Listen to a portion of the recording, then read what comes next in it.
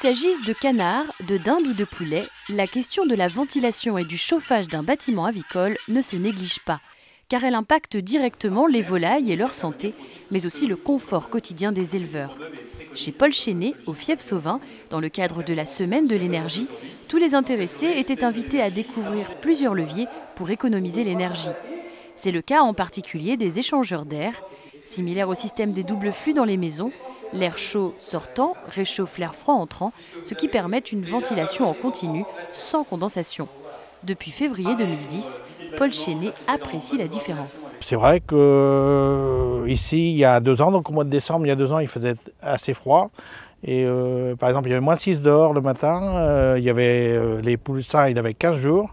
Et 26 degrés dans le bâtiment sans chauffage. Un air plus sec dans une atmosphère plus saine pour un retour sur investissement de 5 ans en moyenne, grâce à une consommation de gaz réduite à moins de 3,5 kg de gaz par mètre carré.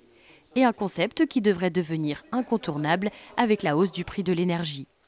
C'est aussi le pari de Guy-Marie Girard, éleveur de canards à Molévrier. Il est passé d'une consommation de 11 tonnes de gaz par an en 2006 à 6 tonnes grâce aux échangeurs et au démarrage en poussinière. Tout d'abord, je démarre tout dans un seul bâtiment, dans le 1000 m². Donc comme ça me permet de chauffer qu'un seul bâtiment. Et dans ce bâtiment, j'ai monté des échangeurs d'air qui permettent donc d'économiser du gaz et aussi surtout d'avoir une meilleure ambiance. C'est-à-dire que l'échangeur entre de l'air qui est réchauffé par l'air du bâtiment qui ressort, et donc ça permet le fait d'avoir un air plus chaud, de ne pas rentrer d'humidité dans le bâtiment. Donc on a un air beaucoup plus sec et les animaux se portent beaucoup mieux. Autre élément clé de l'élevage avicole, l'isolation a été au cœur des préoccupations de David Dupont, jeune agriculteur installé depuis 2009 sur la commune du Fief Sauvin, où il élève des canes reproductrices pour la société Grimaud. Dans un bâtiment entièrement revu, des lumières Agri-Light au canon à air chaud, en passant par la réisolation de 1000 m² consacrée aux canettes.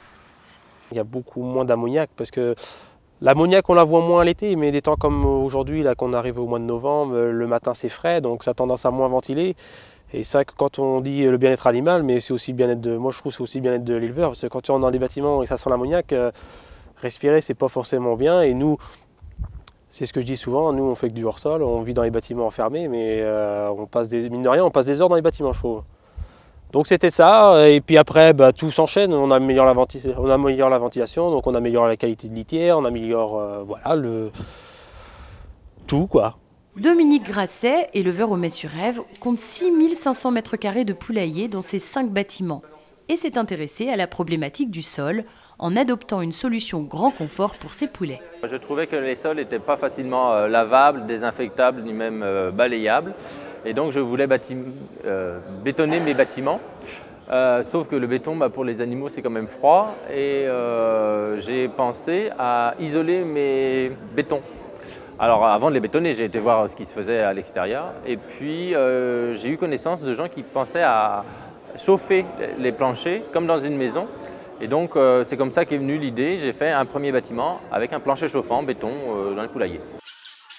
Quelques heures de terrassement plus tard, le système permet de passer de 4 kg à seulement 500 g de paille au m², avec un confort de lavage et de désinfection inégalable. Désormais, et notamment grâce à cette semaine de l'énergie, Dominique Grasset s'interroge sur un autre projet pour ses bâtiments avicoles, celui des échangeurs d'air.